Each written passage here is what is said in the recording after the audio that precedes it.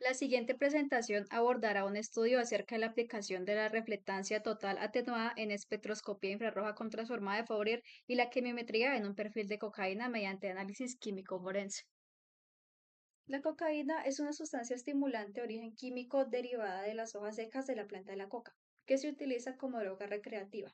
Es una de las sustancias ilícitas más consumidas a nivel mundial, generando no solamente preocupaciones de salud pública, sino también desafíos en términos de tráfico y redes delictivas. Y es que a pesar de los numerosos esfuerzos destinados a combatir la producción, la distribución y el consumo de cocaína, una de las preocupaciones más sobresalientes tiene que ver con la incorporación de agentes de corte a esta droga.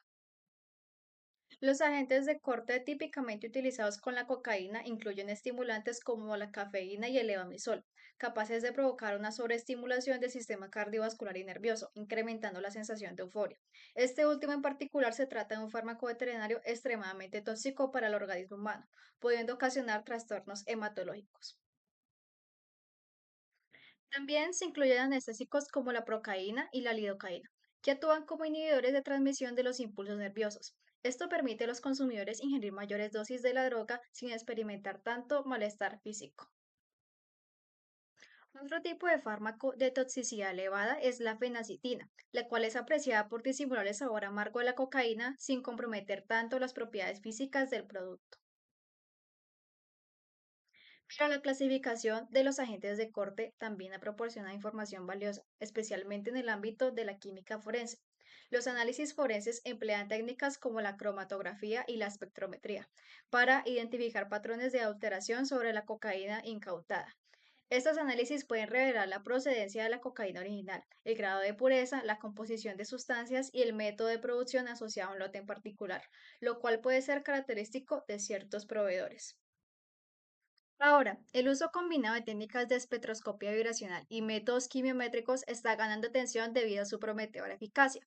La espectroscopía vibracional funciona mediante la interacción de la radiación electromagnética con las moléculas de una muestra. Entonces, cuando la radiación incide sobre la muestra, las moléculas absorben energía y comienzan a vibrar. Esta técnica permite analizar directamente muestras incautadas, evaluando componentes múltiples en una sola medición sin necesidad de realizar separación física. Además, al no tener que destruir la muestra, se pueden realizar investigaciones posteriores con la misma o incluso aplicarle pruebas adicionales. Incluso pequeñas diferencias en la composición pueden tener un gran impacto en la respuesta instrumental de la técnica. Esto implica que los datos obtenidos dependen de múltiples variables y se requiere de herramientas quimiométricas para filtrar la información sin perder detalles importantes. El análisis de componentes principales entra aquí como método preferido para reducir datos ya que nos permite abordar cuestiones multidimensionales. Entre los métodos de análisis multivariante, los algoritmos de regresión son ampliamente utilizados debido a su capacidad para construir modelos que nos muestran la relación entre variables y respuestas instrumentales. Estos métodos se aplican en el desarrollo de técnicas no destructivas como la de este estudio para la detección temprana de cocaína y cortes en incautación. Su viabilidad en el análisis forense rutinario. Un estudio reciente introdujo una aplicación innovadora que combina la espectroscopía infrarroja con transformada de Fourier y técnicas quimiométricas para analizar perfiles de cocaína.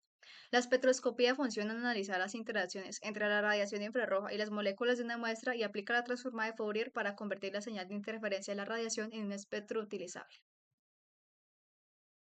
Este estudio se empleó la técnica de reflectancia total atenuada en la espectroscopía, que consiste en colocar una muestra sobre un cristal especial permitiendo que la radiación infrarroja penetre la muestra y se refleje repetidamente en la interfaz muestra-cristal. Cada reflexión provoca una pequeña penetración de la muestra, lo que aumenta la sensibilidad de detección de la técnica. Esta sensibilidad permite identificar rápidamente la huella química de la cocaína incautada. El Departamento Italiano de Investigación Científica de Roma facilitó tres muestras estándar que contenían clorhidrato de cocaína o también conocida como cocaína en polvo, en diferentes concentraciones. Se seleccionaron como agentes de corte la lidocaína, la cafeína, la procaína, la fenacitina y el manitol, entre los utilizados habitualmente con fines ilícitos.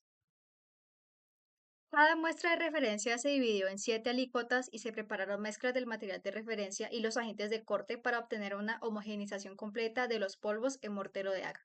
Y como mínimo una dilución de cocaína en los siguientes porcentajes peso a peso: 60, 50, 40, 25, 16 y aproximadamente 8% como se observa en la figura. Se siguió el mismo procedimiento para el otro material de referencia a fin de excluir que los resultados dependieran del lote seleccionado.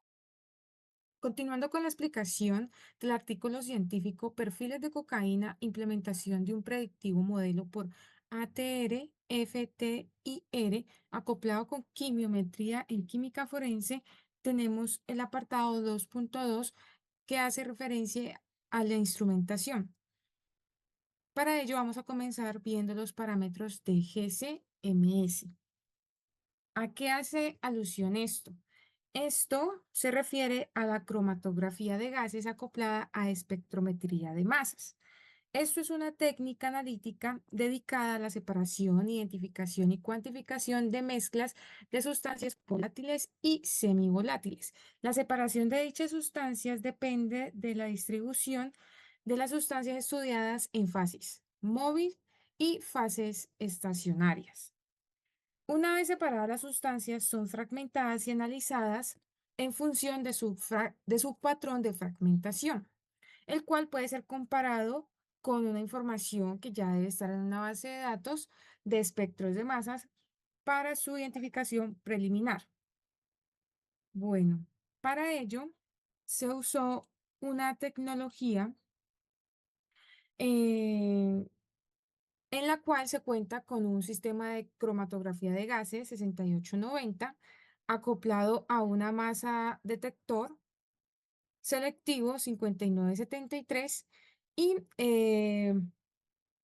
un equipo muestreador 7693.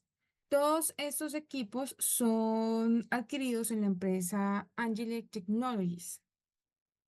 Para la parte de la preparación de la solución, se disolvieron aproximadamente 10 miligramos de material estándar en 10 mililitros de solución. En este caso, tetracosano en cloroformo metanol. Se filtró y se inyectó en el sistema cromatográfico.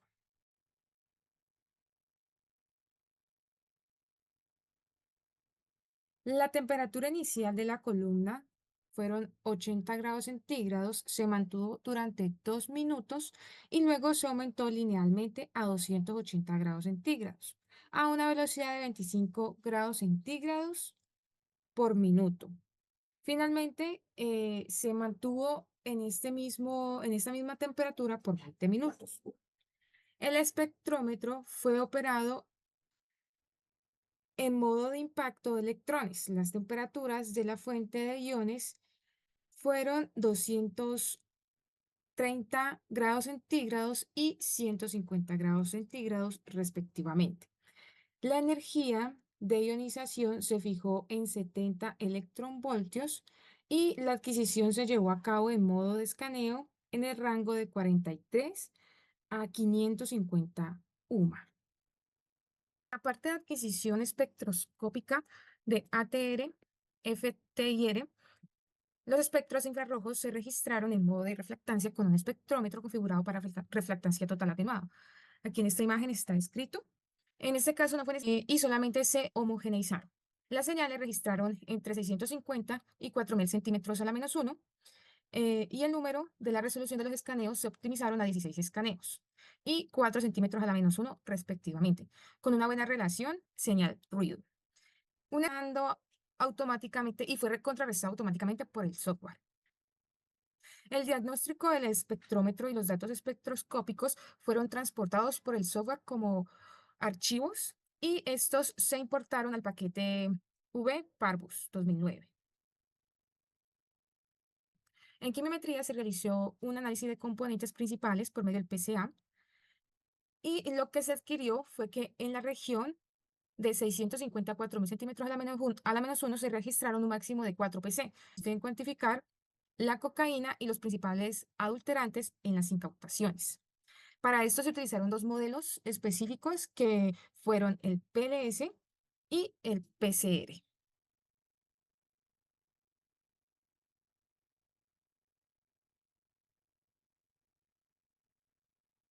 Bueno, en este caso se desarrollaron modelos de calibración y validación utilizando un conjunto de datos de 450 muestras. El conjunto de datos se dividió en dos grupos, el conjunto de calibración que fueron 315 muestras, y 35 muestras. El conjunto de calibración constaba de 8 series para cada porcentaje de cocaína. Entonces, 70, 50, 40, 25, 16 y 8%. En la validación fue realizada el mismo tipo de muestras que el conjunto de calibración, pero en lotes totalmente independientes, considerando 70, 50 y 25% el porcentaje de cocaína. Bueno, en la parte de la estrategia analítica se tiene que la espectroscopía infrarroja demostró ser una alternativa prometedora y eficaz en las investigaciones forenses, ya que este uso permitió tener en cuenta una gama más amplia de la cantidad de cocaína en las incautaciones, pasando del 70% al 80% para estimar correctamente la cocaína, el porcentaje. También la investigación se centró en el desarrollo de métodos modelos que cuantifican la cocaína por medio del ATR con un enfoque FTIR. No. En la parte de resultados y discusión, cromatografía por medio de los espectros de masas permitió observar una señal predominante relacionada con la cocaína y algunos otros compuestos con intensidades máximas más bajas como la fenacetina, lidocaína y la cafeína. En esta muestra, pues tenemos esta tabla que mostró los resultados del porcentaje obtenido, teniendo la cocaína pues un mayor porcentaje. En la parte del ATR-FTIR, que fue el análisis exploratorio, tenemos primero que aclarar que el ATR se refiere a un estudio que se hace de la refractancia total atenuada. Es un método pues, de muestra para adquirir información estructural y de composición. En este orden de idea, tenemos que en las muestras homogeneizadas y analizadas directamente, se vieron regiones de absorción muy características. Se puede observar diferentes bandas características, hacen una comparación y hay varios espectros, entre esos la cocaína, en la cual se observa una existencia de ella. En la región de la cocaína específicamente, tiene un espectro de alrededor de 2.540 centímetros a la -1, contribuido al estiramiento de NH. La PCR o regresión de componentes principales eh, implica transformar las variables originales en sus componentes principales. Se utiliza para predecir modelos de regresión en lugar de variables originales. Ayuda también el problema de la multicolonialidad y reduce la dimensionalidad de los datos. El P partial squares o mínimos cuadrados parciales es otro método de regresión que se utiliza cuando hay multicolonialidad entre las variables independientes. Ayuda a predecir una variable de interés a partir de un conjunto de variables. En la selección de estas variables necesitamos los mejores resultados de calibración. Por eso hemos acudido a estos dos métodos de regresión, el PCR y PLS. La calibración se realiza en un conjunto de pruebas preprocesadas utilizando la escala de variante normal estándar, seguido de un cálculo de la segunda derivada utilizando un filtro de Zabriskie-Golay. En el método se aplicó la corrección de dispersión multiplicativa, MSC, junto a un conjunto de datos utilizando el filtro polinómico de segundo orden. Para la selección de variables en PLS se utiliza el error residual predicho de la suma de cuadrados PRES, que es una suma de los cuadrados del error de la predicción para evaluar la capacidad predictiva del modelo. A menor valor PRES, mejor será la capacidad predictiva del modelo. El modelo PLS para la cocaína tenía 5 variables latentes, mientras que para el algoritmo PCR teníamos 6 variables latentes mediante la evaluación del gráfico de diagnóstico de valores propios acumulativos. También podemos observar en el gráfico de MSC, la absorbancia y la longitud de onda, algunas de las variables que se pueden encontrar. Luego tenemos una técnica que llamamos Lin-Moraut, que permite dejar una muestra fuera, en este caso para nuestra estadística tenemos un n igual a 5. Esta estrategia seguía el estudio de la figura 5, en la cual tenemos herramientas kinemamétricas seguidas de un preprocesamiento, una optimización hasta el uso. En los gráficos podemos observar regiones espectrales de huellas dactilares que permiten aumentar la eficiencia del modelo o simplificar la interpretación. A través de las huellas, de la selección de huellas dactilares del espectro, ya que no todas las longitudes de onda proporcionan información útil.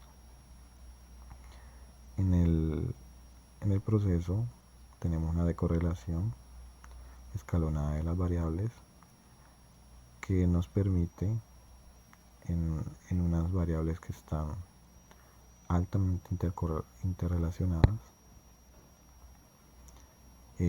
nos permiten identificar la variable con el mayor peso de Fisher. En las figuras podemos observar tanto PLS como PSR, los resultados de correlación. En la tabla 2 se obtienen unos resultados de calibración satisfactorios para la calibración de la cocaína en sus cortes. Y en la tabla 3 tenemos las cifras de mérito tanto para el modelo de PLS y PSR. Estos enfoques producen un coeficiente de determinación para las muestras casi de 1, y la evaluación tanto de RMSEC y RMSEP resulta con errores promedios de alrededor de 2.5 en la calibración y 1.7 en predicción. Para lograr estos mejores resultados se selecciona el tratamiento de SNB tanto para el PLS como PCR, y la regresión permite obtener mejores resultados, la regresión PLS. En las mediciones de FETIR, que ayudan a cuantificar la cocaína en sus cortes, este modelo resulta bastante adecuado, en particular por el uso de materiales estándar y el diseño experimental adecuado para una mejor sensibilidad para las moléculas investigadas y ampliar el rango de concentración en la detección con niveles bajos.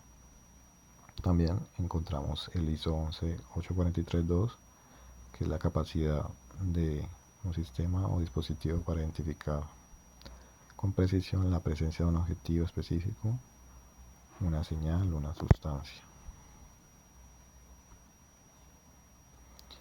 El modelo que se utilizó utiliza muestras confiscadas proporcionadas por el Departamento de Investigación Científica italiano Carabinieri de Roma. También, anterior a eso, se realizó un análisis GSM, que sería el método oficial, y las mismas muestras se analizaron mediante espectroscopía ATR-FTIR, y los espectros resultantes se procesaron mediante un modelo de regresión que hemos visto hasta el momento, PLS, con un preprocesamiento de SNB. En la tabla En la tabla 5 se observan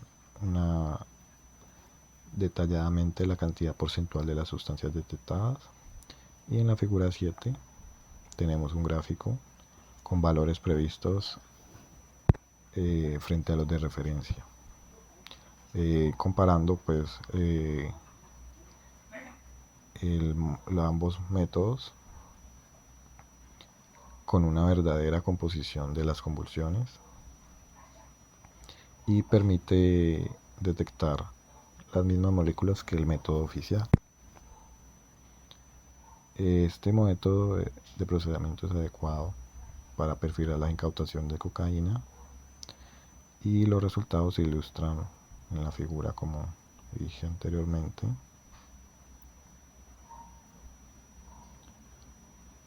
En tabla, la tabla 5 hay una descripción de la cantidad porcentual de las sustancias detectadas. Esto permite concluir que es posible cuantificar simultáneamente la cocaína en sus cortes a partir de mediciones de FETIR en asociación con el modelo de regresión PLS. Por último, tenemos que este estudio es un enfoque novedoso para el perfilamiento de la cocaína, que permite una preparación mínima de la muestra. No es destructivo y es fácil de realizar. No se necesita personal altamente calificado, es una de las ventajas, así como la selección de huella digital o una correcta estimación de cocaína y sus adulterantes, o también el RMS. Además, este enfoque ATFR-TIR es una herramienta rentable y permite una mayor investigación para los laboratorios forenses. Gracias.